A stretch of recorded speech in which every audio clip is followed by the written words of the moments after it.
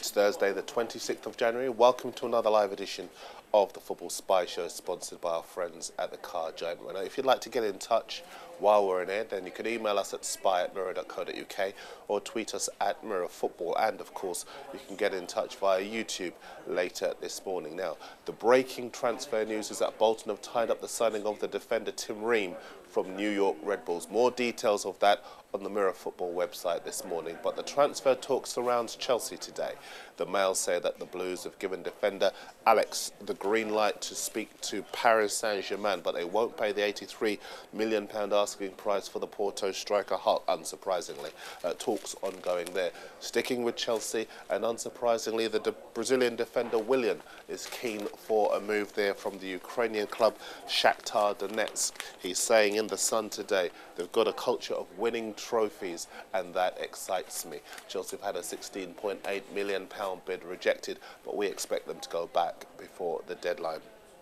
One more from Chelsea for now, and The Sun say that Kevin De Bruyne, this story's been around for a while, he's a 20-year-old Genk midfielder. The Sun say that Chelsea are closing in on a deal for him. They expect to tie up the signing of that player for £8 million.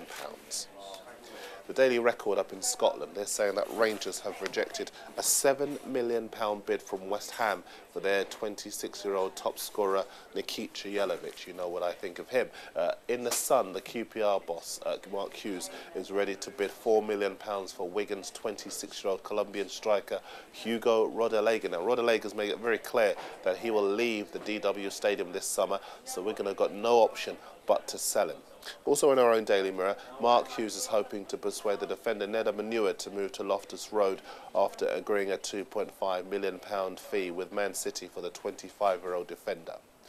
Now, we like new names here on the Football Spy Show, and France Football are reporting today that QPR are close to agreeing a loan deal with the Nazi midfielder Samba Diakate. He's 23, he's a defensive midfielder, and he's a Mali international. He looks a very good player indeed. At the Times say that QPR have turned their attentions to the Wigan striker Victor Moses after being unable to land the midfielder Nico Cranchar from Spurs. Moses is 21, he cost £2.5 million from Crystal Palace 2 years ago.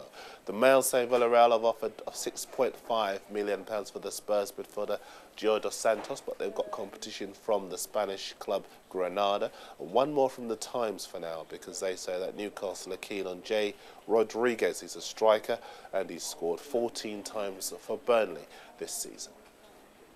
It's the Football Spy Show, sponsored by the Car Giant Renault. Time for our regional report, with Swansea flying high in the Premier League and Cardiff reaching the Carling Cup final. There's a feel-good factor about football in Wales. Lots of you have been asking to hear from our Wales correspondent, Chris Wathan, in Wales Online. So here he is. Good morning to you, Chris. Yeah, cheers, Darren. Not much has changed here in Wales since the last time you were with us. Just those 4 deals in at Swansea City. Quite impressive in a quiet transfer window. Attention now focuses on who might go out over January. Swansea City have caught the eye, obviously, with the way they've played and that result over Arsenal a few weeks back. Michel Vaughan, one of the stars of the season, a lot of interest in him apparently. He won't be going anywhere this January though. He's already played for Utrecht and Swansea. Can't move to a third club, so that's one to keep an eye on in the summer.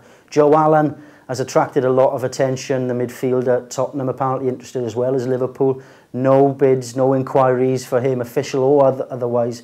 So again, that might be something that we just keep monitoring until the summer. Ashley Williams and Scott Sinclair also catching a lot of attention. But Swansea tell us there's been no, like I say, official contact with anyone over their players. And I think they wanted to keep that way unless there's really silly money bids in those last couple of days. I don't think we'll be seeing anyone at Swansea don't want to see go leave the Liberty. There might be players leaving like Stephen Dobby, who is interested in Bristol City, and he could even form part of a part exchange in that Nicky Maynard deal that we were talking about last time.